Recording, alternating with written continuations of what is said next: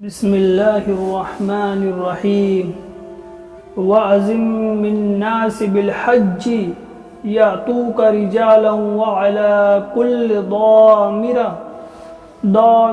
يأتين من كل فج عميق ليشهدوا منافع لهم۔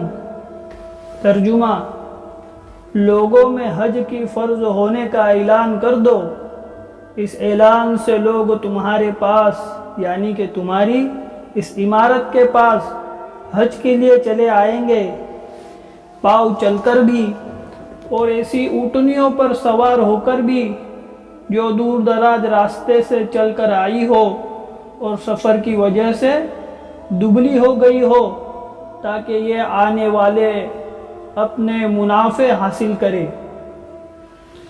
بیت اللہ شریف کی سب سے پہلی بنا میں اختلاف ہے کہ حضرت آدم علیہ نبینا وعلیہ الصلاۃ والسلام نے بنایا یا اس سے پہلے فرشتوں نے بنایا تھا۔ حتیٰ کہ بعض نے کہا ہے کہ زمین کی سب سے پہلی ابتدا اسی جگہ سے ہوئی کہ پانی پر ایک بلبلے کی شکل تھی، جس سے پھر بقیہ زمین کا حصہ پھیلایا گیا۔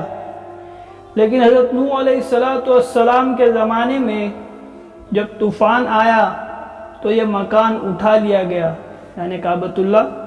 حضرت نوح علیہ السلام کے زمانے میں جو طوفان آیا تھا تو یوں لکھا ہے کہ اس وقت کعبۃ اللہ اٹھا لیا گیا تھا۔ اس کے بعد حضرت ابراہیم علیہ السلام نے حضرت اسماعیل علیہ السلام کی مدد سے اس کی تعمیر کی، جس کا ذکر پہلے پارے میں ہے۔ وَإِذْ يَرْفَعُ إِبْرَاهِيمُ الْقَوَاعِدَ مِنَ الْبَيْتِ وَإِسْمَاعِيلُ۔ ترجمہ: اس آیت شریفہ سے پہلی آیت میں اس کا بیان ہے کہ اس گھر کی جگہ نشان ہم نے حضرت ابراہیم علیہ السلام کو بتایا تھا۔ اللہ جل شانہ کے حکم سے حضرت ابراہیم علیہ السلام نے اس مکان کی ازسر نو تعمیر کی۔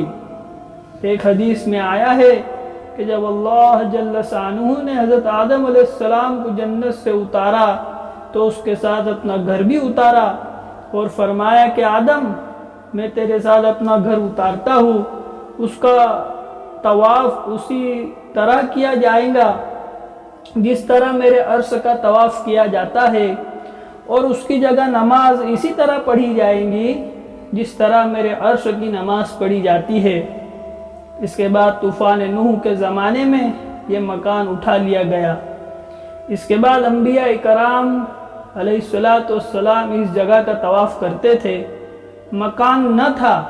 اس کے بعد حضرت ابراہیم علیہ السلام کو اللہ جل شانہ نے اس جگہ مکان بنانے کا حکم فرمایا اور جگہ کی تعین خود فرما دی۔ حدیث میں آتا ہے کہ جب حضرت ابراہیم علیہ السلام بیت اللہ شریف کی تعمیر سے فارغ ہوئے تو بارگاہ خداوندی میں عرض کیا کہ تعمیر سے فراغت ہو چکی ہے۔ اس پر اللہ جل شانہ کی طرف سے حکم ہوا کہ لوگوں میں حج کا اعلان کرو، جس کا اوپر کی آیت میں ذکر ہے۔ حضرت ابراہیم علیہ السلام نے عرض کیا کہ یا اللہ، میری آواز کس طرح پہنچیں گی؟ اللہ جل شانہ نے فرمایا کہ آواز کا پہنچانا ہمارے ذمہ ہے۔ حضرت ابراہیم علیہ السلام نے اعلان فرمایا، جس کو آسمان و زمین کے درمیان ہر چیز نے سنا، آج اس میں کوئی اشکال نہیں رہا کہ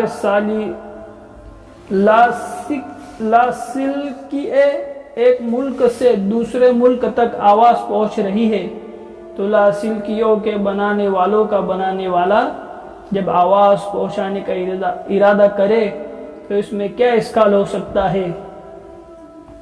دوسری حدیث میں ہے کہ جب آواز کو ہر شخص نے سنا اور لبیک کہا، جس کے معنی یہ ہے کہ میں حاضر ہوں، یہی وہ لبیک ہے جس کا حاجی احرام کے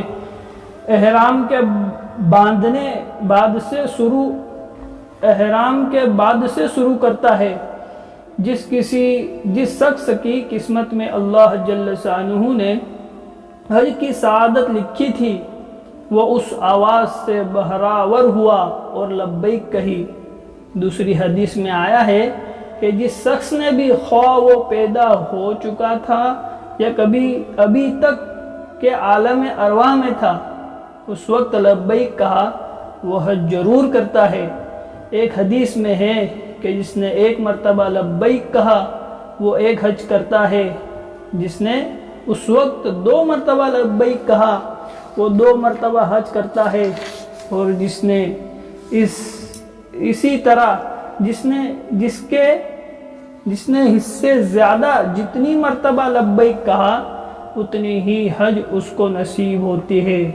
किस कदर खुश नसीब है वो रूहें जिन्होंने उस वक्त दमादम लब्बैक कहा होगा, 20 हज उनको नसीब हुआ होगा। सुब्हानल्लाहि व बिहम्दिही, सुब्हानकल्लाहुम्मा व बिहम्दिका।